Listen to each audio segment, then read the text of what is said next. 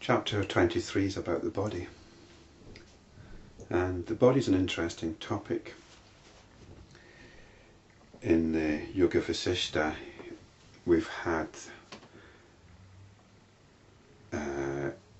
descriptions of the body which fit in with a particular spiritual tradition, and it's a tradition which is common.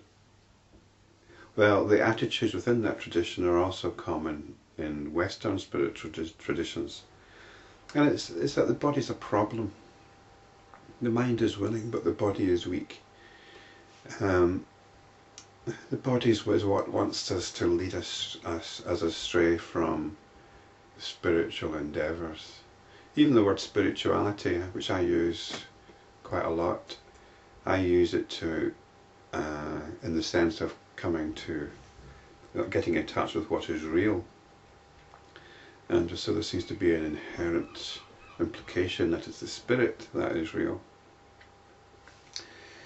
But looking at what is real, what is the situation? The situation is that we've all got a relationship with our body.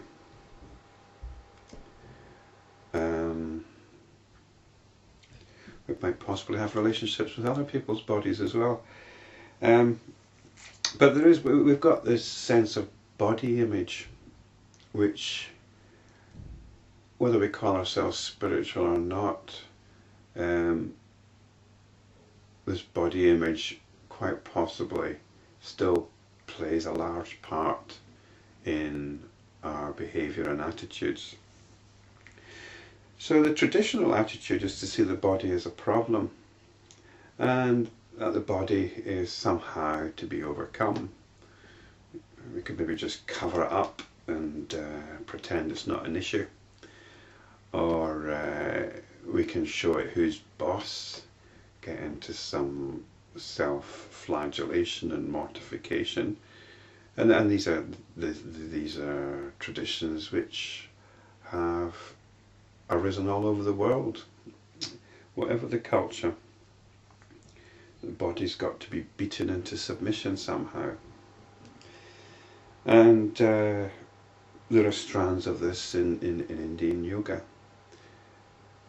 That somehow the body's got to be shown who's boss.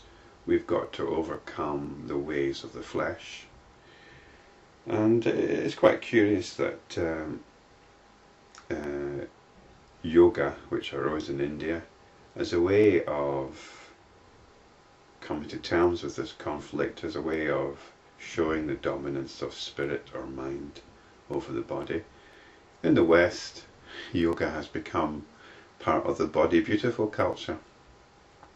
So much so that I think a lot of Western people that might see my videos, which are about Yoga Vasistha, are probably expecting to see somebody performing some wonderful asanas or postures, rather than somebody just sitting here talking, because yoga in the West has become identified with the body.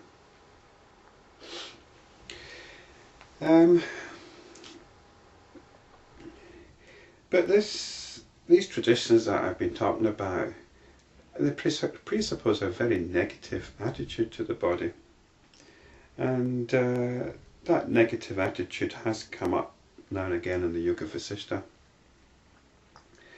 And this next chapter, chapter 23, balances that somewhat. But just to kind of get ourselves focused here, or oriented, what's the problem here? It's not the body, but it's notions of the body, notions that we have of the body. And this is, that this can lead to pathological difficulties if we get obsessed about the shape of our body or particular features of our body.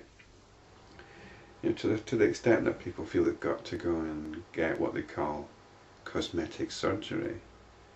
It shouldn't really be necessary, should it? But we're so focused on the body that some people go to some very extreme measures. So it does seem to be quite the body does seem to arise some quite extreme attitudes, doesn't it? From the so-called spiritual traditions which want to totally beat the body into submission, to extremes whereby people are totally identified with the body. You know, they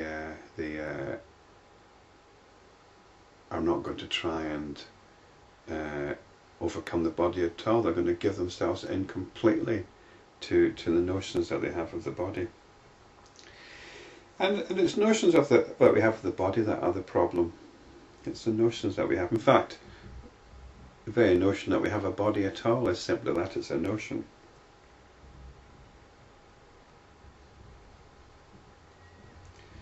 When we're in a dream, when we're having a dream, we are still concerned about our dream body. We walk everywhere, even though we could fly if we wanted to. We behave as if we have a body in our dreams, and that body, we don't want it to get hurt or damaged in any way. The same as we are with our physical body. So we live in this reality where we talk about having a body, and we have notions about our body. We have a relationship with our body, and it's,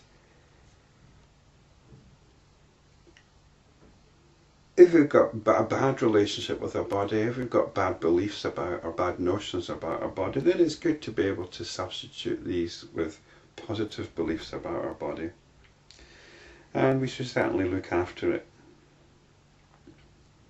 Now here in this chapter we've got a positive attitude towards the body, which is quite a nice balance to what's come before.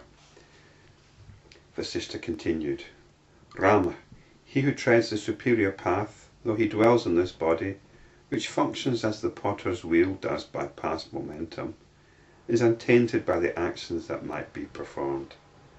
So even if you've transcended all notions of the body, you're still going to have to engage with the functions of the body. You're still engaging in this reality, this conventional reality, which makes demands on us. The body needs to be fed and all the rest of it.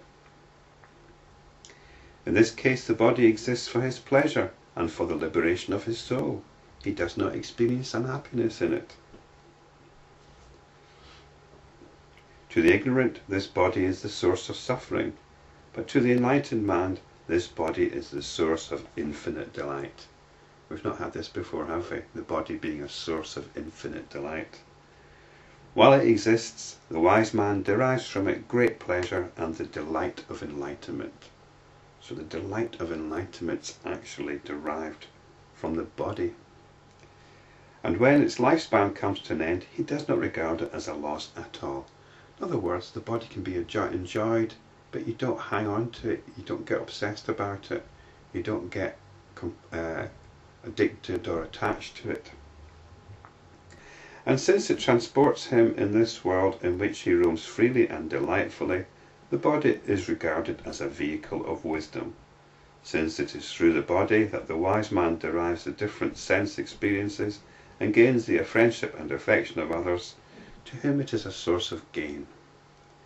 The enlightened man reigns happily while dwelling in the city known as the body, even as Indra, the king of heaven, dwells in his city. So there we have it. I think we can take this as the bottom line, actually. Enjoyment without attachment. That's the key.